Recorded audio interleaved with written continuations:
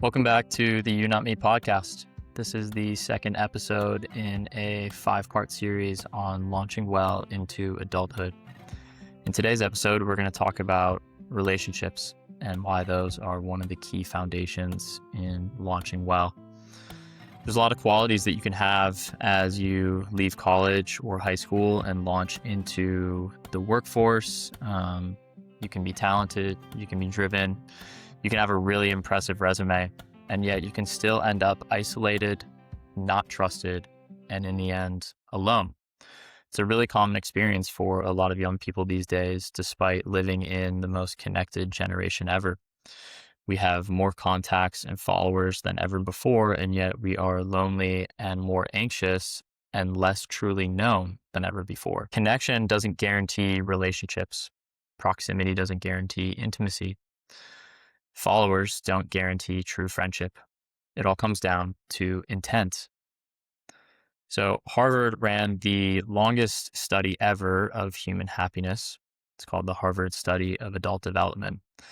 And it documented thousands of lives across all different kinds of classes and race and backgrounds over 80 years. It's been an ongoing study. And the one thing that predicted who was healthiest and happiest at the end was not money. It was not achievements. It was the quality of relationships. So guys, just to welcome you in today, go ahead and just name a couple of the key points from the study of adult development that Harvard did that really jumped out at you as you were looking at how relationships are actually the key indicator for happiness.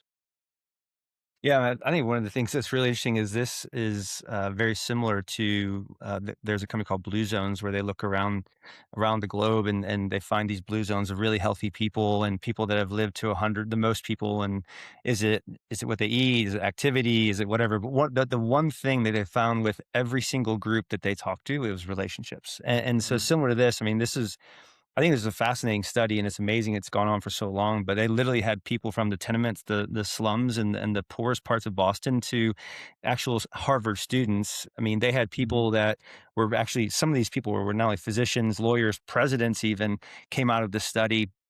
And you had people that, depending on where they started in life, either rose or fell, and a lot of it was all based on relationships. But one of the most interesting thing is you see intellectual decline of their mind, depending on relationships or lack thereof. And then you also saw people that suffered and even had health illness issues. They actually were able to tolerate the suffering better, and they reported a better a better happiness score even though they were suffering with a bad, like actually like physical disease than people that weren't even suffering, that didn't have a disease. So it's amazing when we have people that know us, and again, being fully known and fully loved, like what a blessing that is in life to find people and to have that experience that in life. And which is why back to one of the biggest things we care about is helping parents learn how to unconditionally love their children, because that's one of the greatest gifts they can give a child is to be Mhm. fully known, fully loved, not because of what you've achieved. But that's exactly what the study says is it's not about achievements. It's about being known relationally and cared about deeply. Mhm. I have young adult kids, and I remember when the smartphone was invented. I think it was like 2007, 2008, somewhere in that time period. And it is just amazing how much when you go into a school or you go to a concert, you go to a sporting event, how people aren't fully present Mhm. with the people that they're with.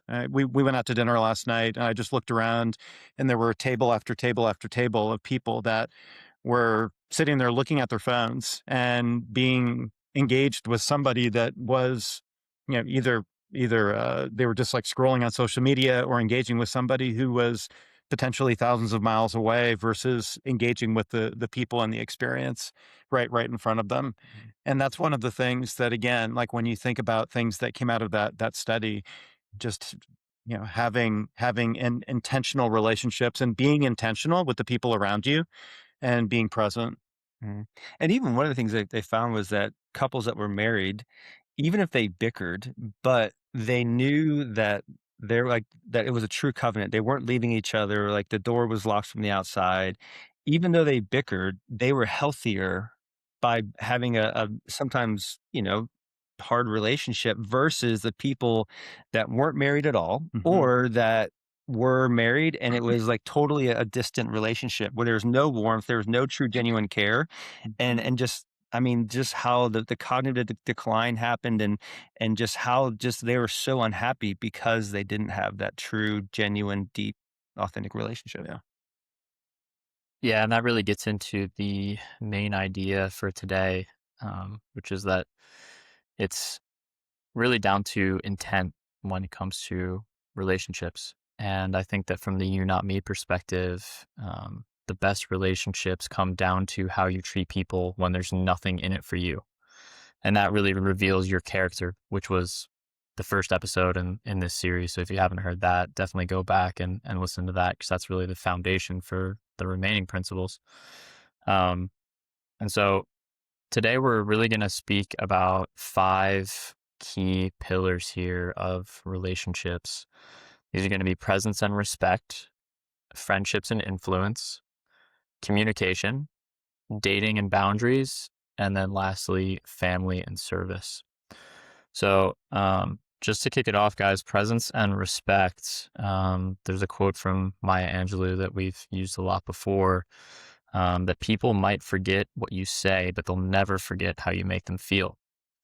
And so, in a distracted world, as Andrew mentioned, full, undivided attention and presence is one of the rarest gifts that you can give. So, let's just dig into presence and respect and how that impacts relationships to start. Yeah, yeah. I think one of the greatest things is again the phone is awesome in the fact that you can connect with people, you can get instant information, people far away.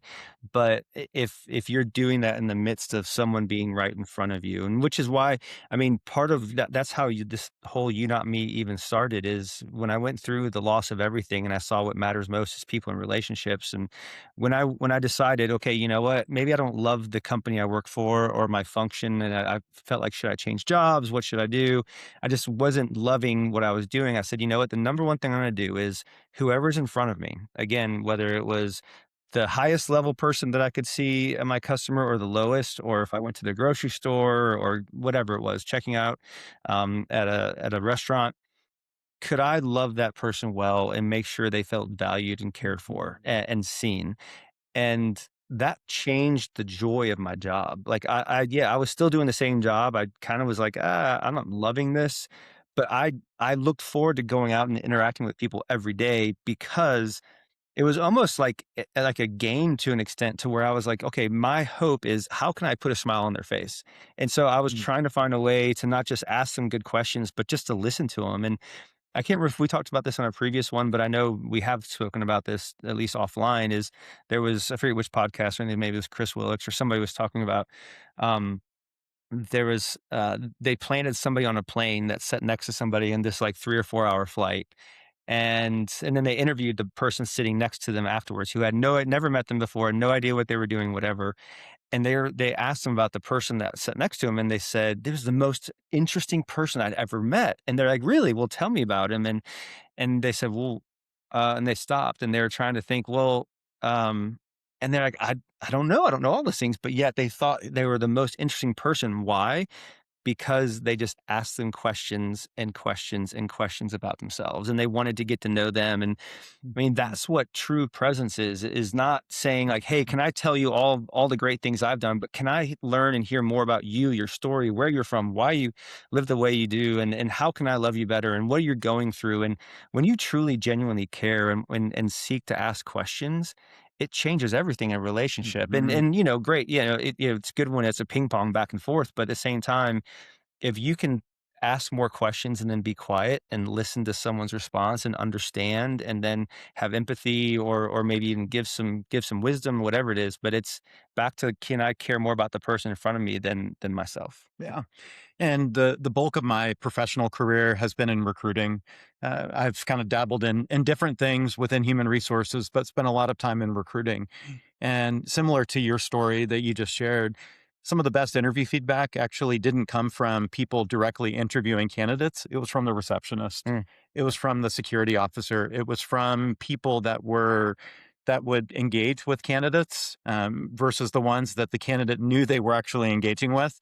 Because again, I think that being, when I think about presence and respect, it really comes down to who are you around the people that can't really help you necessarily, and there's nothing in it. There's nothing in it for you to engage with them. And I know we've talked about this on prior podcasts, but being genuine to everybody. It doesn't matter if it's the person that you're engaging with at Chipotle, or the postal worker delivering your mail, or fill in the blank, whoever it is. But again, I just think it's a real sign of character when you think about who are you around the waiter in the restaurant, different people like that. Yeah, it's funny. My the attorney that did all the trademarking for You Not Me and set up LLC, all that stuff many years ago, he's a friend of mine, and I remember sitting down in his office in his big building downtown Charlotte, and um, and we're discussing. He's like, "Well, so what's this company? What's it about?" So I'm telling him, and he's like, "Okay, okay," and then I keep walking him through, and then he just sat there and he just said, "Oh."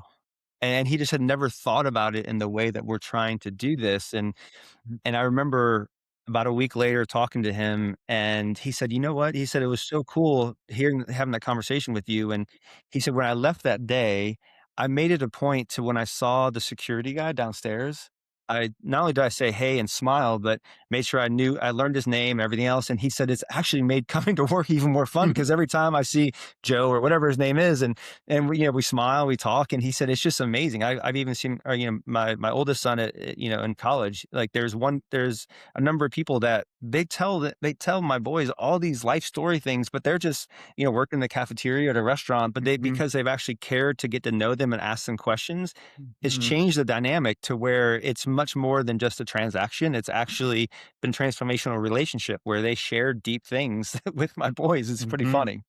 Well, and I think too, I think it's being intentional before you go into having a meal with somebody, having coffee with them, being intentional about how are you going to be present. Mm. I'm always thankful when my wife brings her purse into a restaurant, because I can actually put my phone in her purse.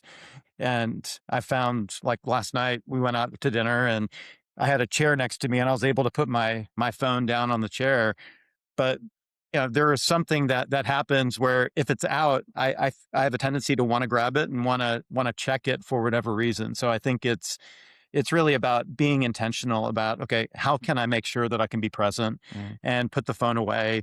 Don't have it on the table. Try to keep it away so that you can actually be present and show the person that you're with that they are the most important thing, for the next however period of time that is. Yeah, I think a great diagnostic question, just to wrap up the section here on presence and respect, is whether or not people feel seen and heard when they're around you. There's a ton of different things that are competing for our attention throughout the day, phones being, one of the main things. But it's easy to just like dream as well, just completely daydream and just be thinking about what you're going to eat later, things you have to do, and so on and so on. I know for myself, that's absolutely the case. But even a stat that we mentioned in a recent newsletter is, I think that like 48% of the time people are thinking about something other than what they're actually doing or talking about.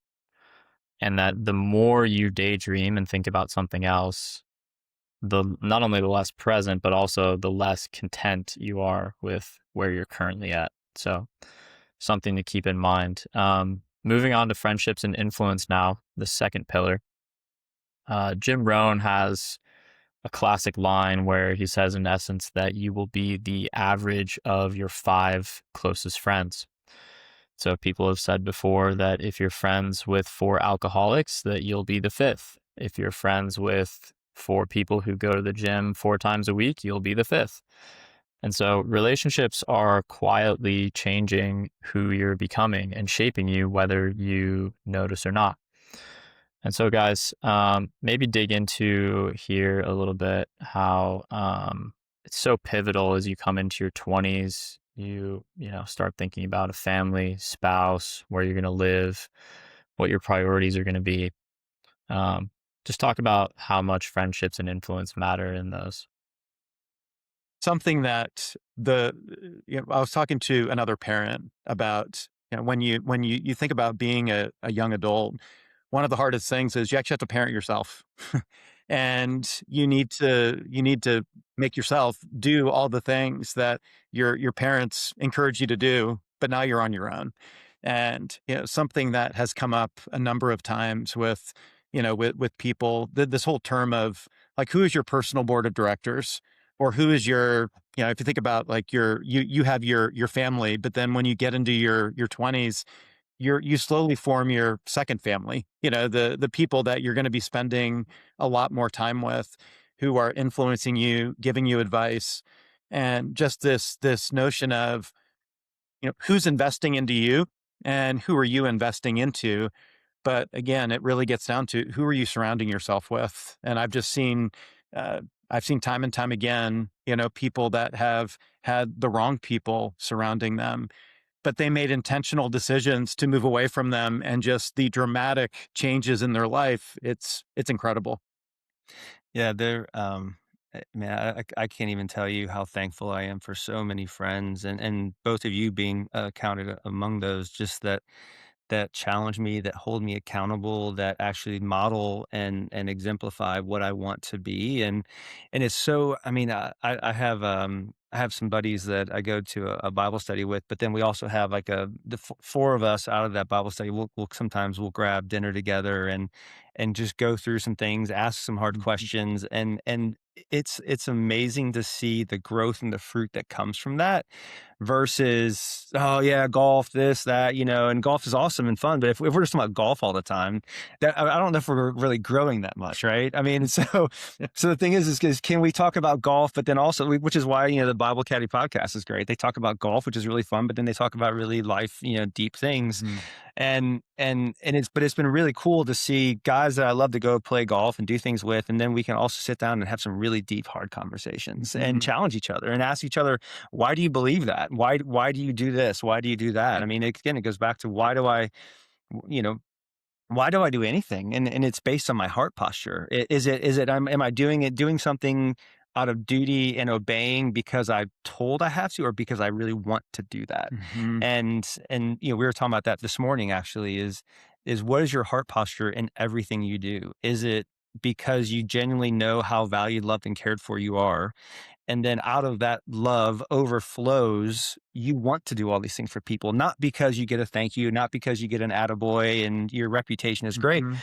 but because you deeply want to care and see and other people do really well, and Mhm. to feel valued. Because if you want to see just a man whose heart's on fire, man, come alongside him, inspire him, speak truth into him, but also speak encouragement into him, Mhm. and be there for him when they struggle, and be there for them when they fall down, and help them get up. And that's what builds an amazing relationship over time. And that's when you have friends that, as the old saying, in the Bible, is iron sharpens iron, right? I mean, when you're truly going at each other with hard questions, deep conversation, that's when you're actually having to ask yourself, what do I really believe? And why Mhm. do I really believe it?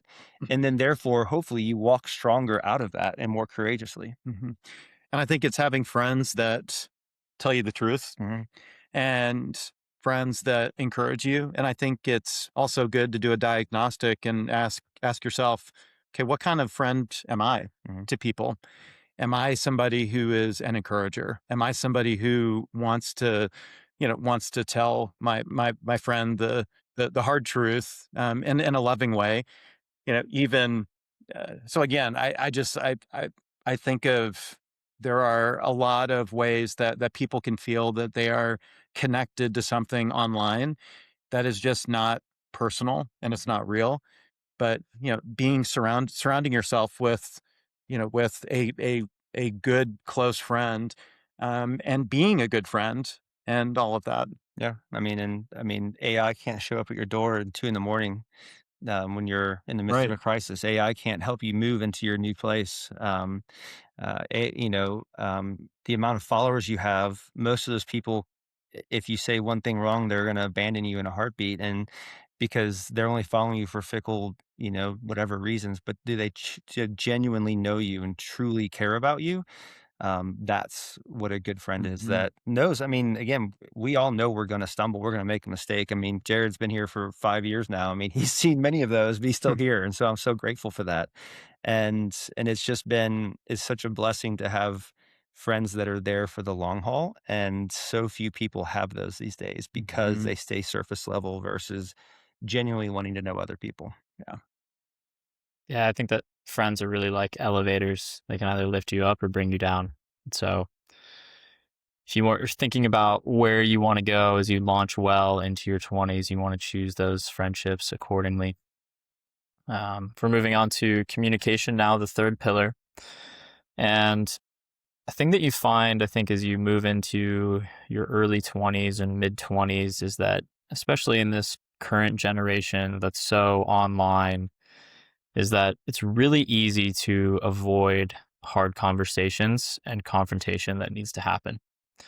And I think that a lot of people end up taking molehill level problems and snowballing them into a mountain just because they try and avoid it all the time and just hope that it's going to disappear.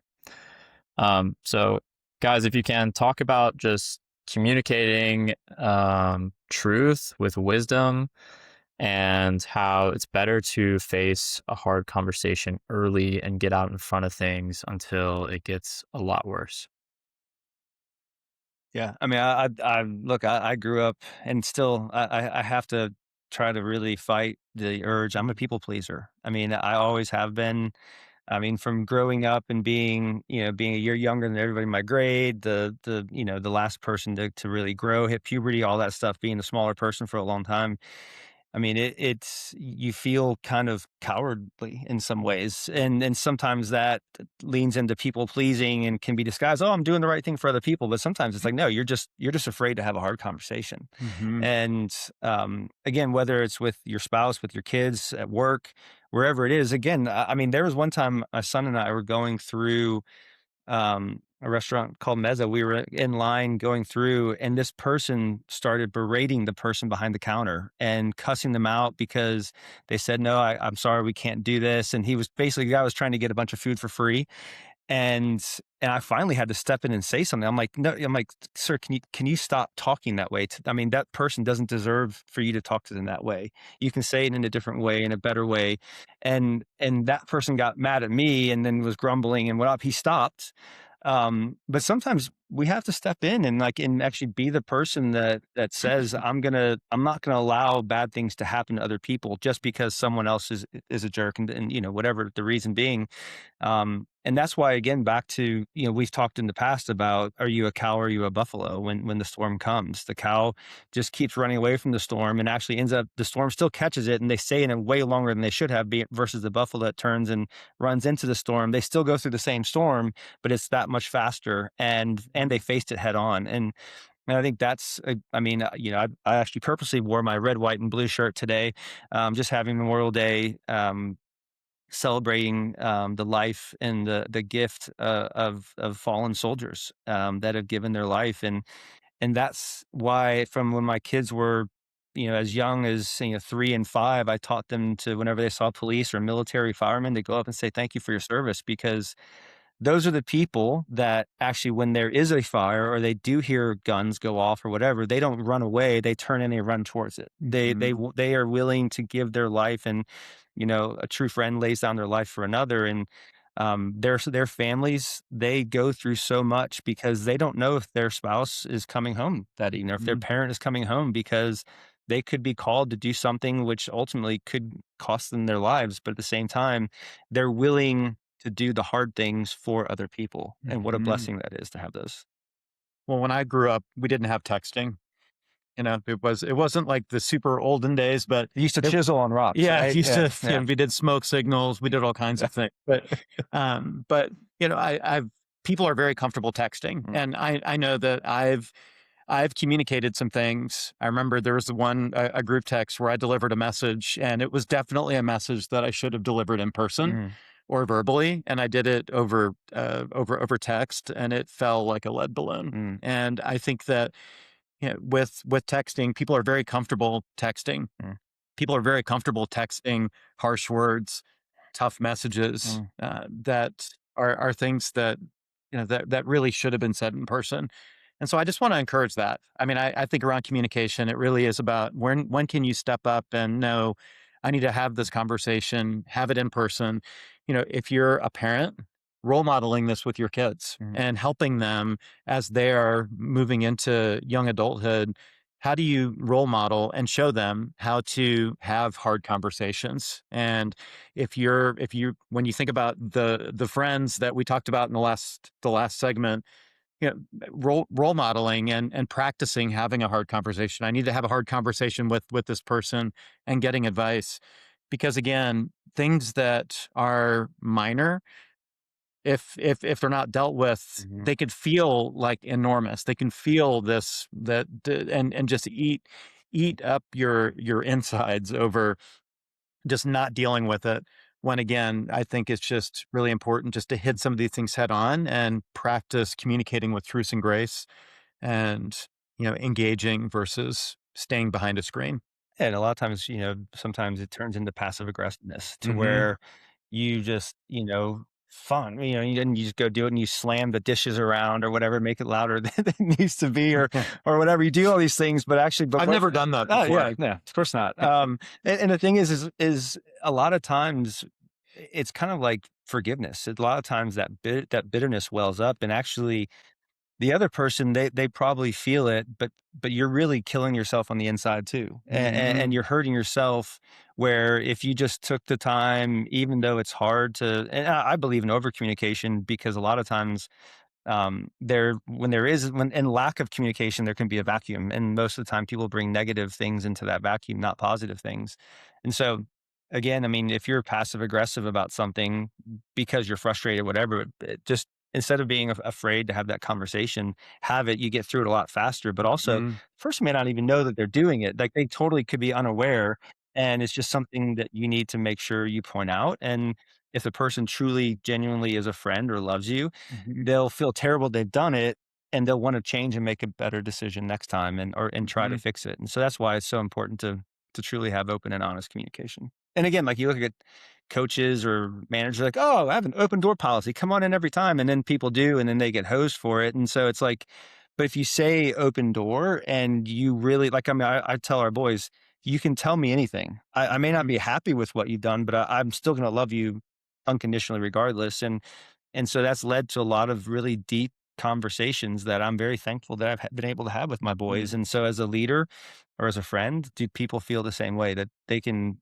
go to you with something and share it, not be judged, not be, retribution, etc., but you really just want to help them work through it because you care. I also think being open to feedback Mhm. is something that we're not perfect, and sometimes it's. And hey, I'm speaking for myself here, and hopefully others as well. But sometimes when somebody gives us criticism or feedback, it's easy to hear that as not well intended, Mhm. and to be defensive and to want to attack back. And I think it's just really focusing on how and recognizing that I have a lot of opportunity. We all do. And having people around you that want to come alongside and help you to be a better person. Like I talked about him in a previous Mhm. podcast, but my friend John Ellett, I wouldn't be where I am today if he hadn't have spoken truth and grace into me when I was in college. And again, I just think we have people that were around that you need to have relational equity to be able to speak truth and grace into people.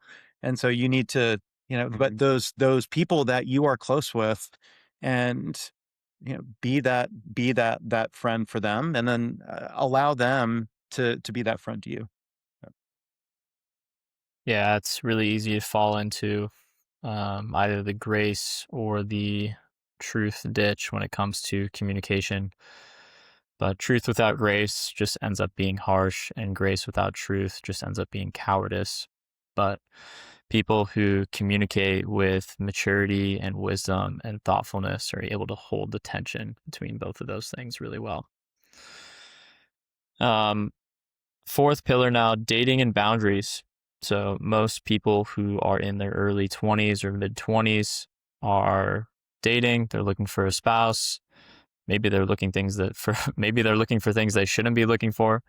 But I think that there is a lot of confusion for young people, and I think for the three of us, like we really kind of learned by a fiery trial, I guess, in a lot of stupidity in terms of figuring out a lot of these things when it comes to dating and boundaries. But I think for young people, there's so much, again, that's online and virtual, and not even really face to face in the dating world. Like you have to jump through actually a ton of hoops to even get to face in the dating world. You kind of have to like earn your stripes in that way.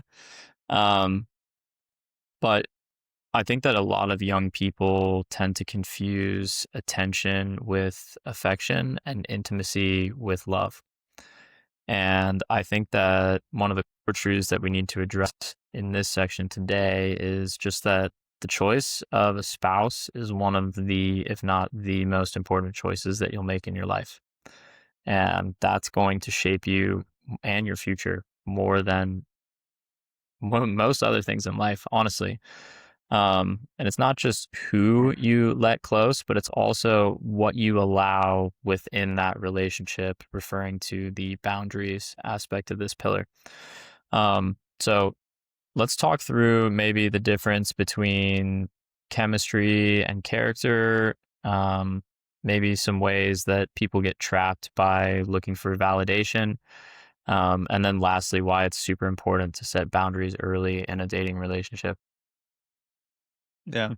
What I don't know who wrote the song. There's a song that says, "Looking for love in all the wrong places, looking for love," and it's like, so where are you looking for love? You know, I mean, it goes back to like, what are you doing to? I mean, what is love? I mean, so many people say, "I love ice cream." Well, okay, I get it. You really like ice cream. I like broccoli, right? We're just gonna carry that one on for a while. But the thing is like, do you really understand what love is? Like what genuine love actually is? And it's not just like I feel, so like I'm so excited when I'm around her, or she, makes me feel so great. But are you like, is the love long term? Is it truly like deep? And who are you becoming when you're with that person? Are you becoming a better version of yourself? Are they inspiring you and pushing you and wanting you to become better? Or are they pulling you down? Kind of like you said, Jared, friends are like elevators, right? Same with who you date, who you marry. I mean, there are so many people. I mean, you read it all the time in different stories, whether it's in the Bible or anywhere, that a spouse pulled somebody down and actually took them in a wrong direction. They got their eyes off track of where they were wanting to go, and that's why, I mean, when we talk to our boys about who they date, I mean, there's so much more than, is she attractive? Is she smart? Is she sweet? There are so many deeper things that go into a relationship when it comes to dating, because all those things go away. You're, again, bald spot, all these things that have happened to me, starting to gray, like it's all going away, and it's getting worse over time. But is my heart getting better over time? And someone, they might be sweet when they're happy and things are going well, but what about when things go poorly? And that's when you see people's true character come out. And so I think a lot of this is really, what are you looking for in a relationship? And if it's just they're attractive, they have a good job, they're gonna make money, blah blah blah. But is it like, but what about the things when life hits hard? Because because raising kids is not easy, and it's not because you're a bad parent, it's because kids make bad decisions.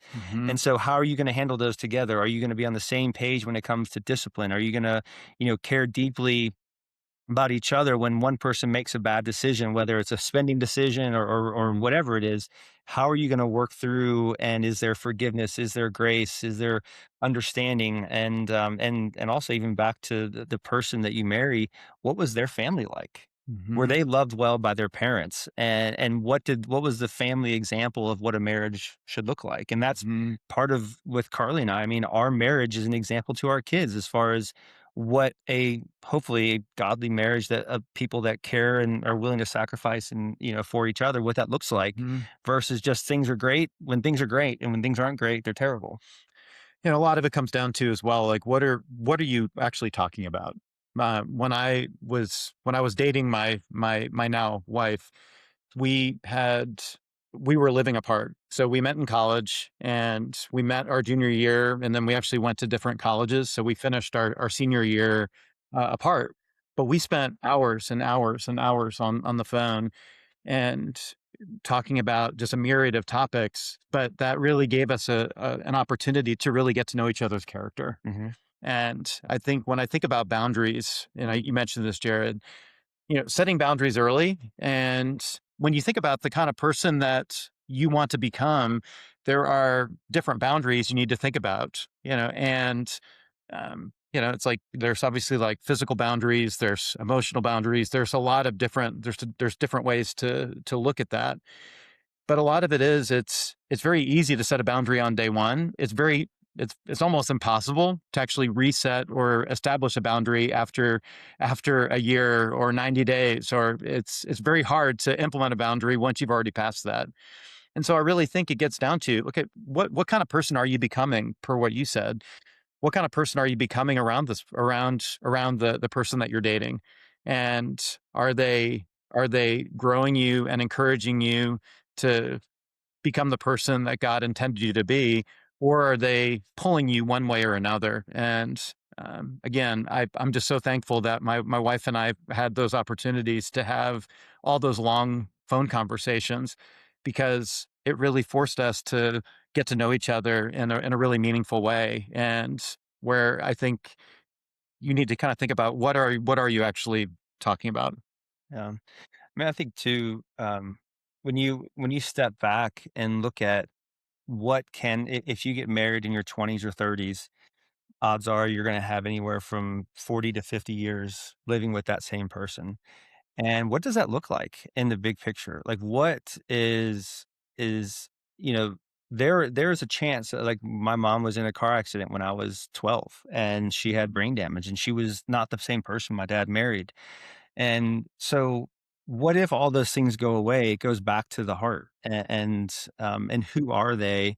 And some people, again, they'll run at the first sign of tribulation, and instead of saying, "Hey, I'm here. I want to sit in it with you, and I'll be by your side, and I'll care Mhm. for you through all of this." And I think there's such a wrong example of what relationships are today on social media. You have, I forget who some of the people are, but it's this very, male, but a lot of times it's not even just male, but it's just this very sexual, physical thing where, again, pornography, I mean, what that is now versus when we were growing up, like, you didn't have access to it like you Mhm. do now. And people don't, they think so much about the physical side, but that physical side goes away.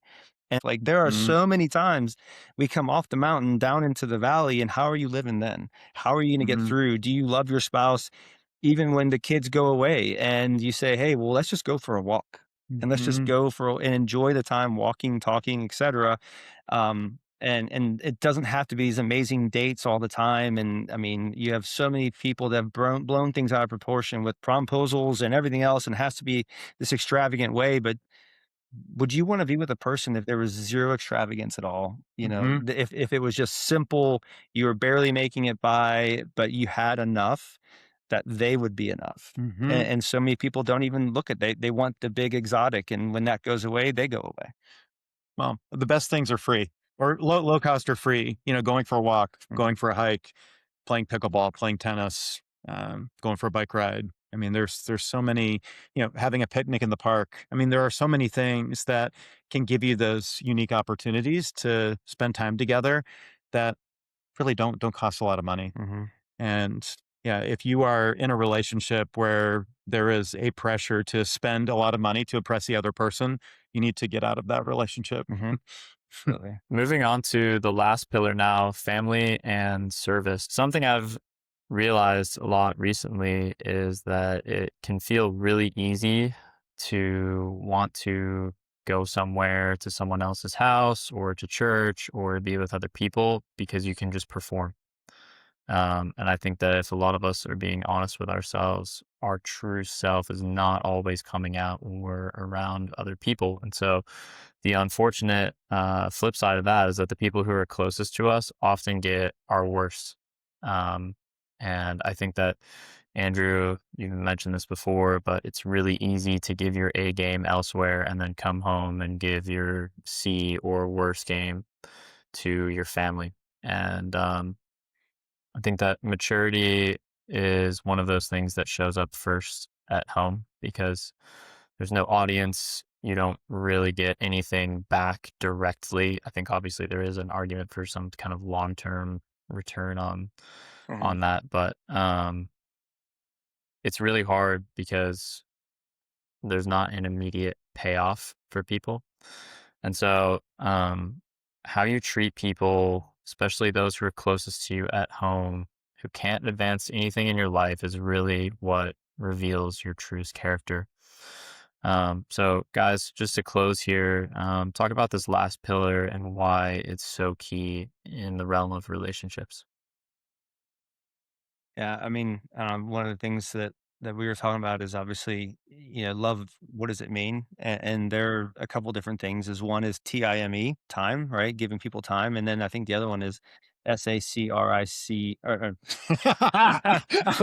I was like, am I going to go for that? It's SACRIFICE. Is sacrifice, right? It's. Am I willing to sacrifice for some? That's my Clemson education there, but it's like do I really care enough about somebody to sacrifice for them? Mhm. And if the answer is yes, then A, not only should I do it, but B, that's going to embolden our relationship even more because they're going to feel truly Mhm. valued and cared for that I'm willing to sacrifice. Um, and the thing is you can tell how much someone really cares about somebody else based on are they willing to sacrifice? Are they Mhm. willing to compromise? Are they willing to say, you know what, you go ahead of me? And again, whether it's back to the simple thing of opening the door, holding the door open for somebody else versus rushing in, getting in front and the line and beating them instead of taking 5 more minutes to place an order. Can you be kind enough just to open the door and let somebody else go in front of you? Mhm. Um, and so much of it is sacrificing the little things, but also all those little sacrifices, it creates habits. And then eventually, if again, family, friends, work, etc., are you willing to sacrifice deeply, even to Mhm. where it hurts? And when you do that, I mean, it is unbelievable that not only do people feel it, but there's this deep, immense gratitude. I mean, there's even a stat in the workplace where if customers feel a sense of gratitude towards a company, they're twice as likely to be loyal to that Mhm. company to keep buying from them. Well, that's a transactional in some ways, maybe not totally transactional, but that's a relation where someone's buying something for him. What if it's like a true like what if it's your marriage? Mhm. What if your spouse or your kids, I mean, there are a lot of kids that they're young, they're naive, they don't necessarily see it and understand it while they're young.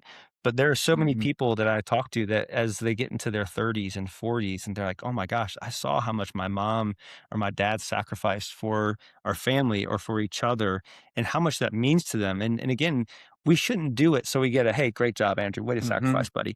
It's Mhm. we should do it because and not for a thank you. We should do it because we genuinely care so much about the other person that we just want them to be better Mhm. and to Mhm. have a good life and to feel cared for. And when we can do it, it's absolutely game changing in someone's life. Yeah, the biggest cancer in a family, in a relationship is resentment. Hmm, And resentment starts hmm, when you do something with the expectation of getting something in return. yeah. And I think that's the core of this. So when I think about my role as an employee, husband, father, friend, you know, checking my own motives. Like, what am I, what, why do I do what I do? And I found that if I do something small or big with the expectation that I'm going to get that attaboy or you're amazing or this or that, then I'm setting myself up for failure. And I think that that's just again when I think about true love and sacrifice, how can we look less at ourselves and more of the people around us so that we can kind of lead with service. Mhm. And even parents, right? I mean, ask yourself this hard question. Do you treat your kids differently when they behave well, when they're Mhm. young? Do you treat your kids differently when they come home and they got an A on the test versus a C? Do you love your kids more when they play great in a game or they do something exceptional, or do you love them the exact same? And I remember, I've talked a lot about Bill Greer, but I remember him talking about his grandson Reed, who actually I've gotten to be good friends with, and he and I catch up every few weeks. I remember he would say to Reed, "I just love to watch you play." He would come to a soccer game, he could care less about the score, didn't, and he didn't care how his grandson performed. He would just always remind him, "I just love to come watch you play." Mhm. And it's like, I mean, can we say that to people at work? Is like, I'm just so thankful that you're a part of this team. Not like, oh, hey, you got your calls in, or hey, you achieved quota, or you did this and that, and I got, great job. But can you say, I'm just so thankful for you, Mhm. and how different that would make so many people's hearts that are constantly trying to strive and prove and help people see how great they are, because that's often what most people only value is when you Mhm. do the great things. Mhm. All these people want to do all these, big shiny moments, and it's like, but who are you in the small times? Who are you in Mhm. the menial, every, days of life, and when no one's watching or when someone can't serve you? Mhm. Who are you? And that's the big question we got to ask ourselves. Well, guys, thanks for all of this great discussion today. I think that a good way for a lot of listeners to reflect this week is first to just ask yourself a handful of questions. Are you becoming someone that people can trust? Are you actually present with the people who are in front of you?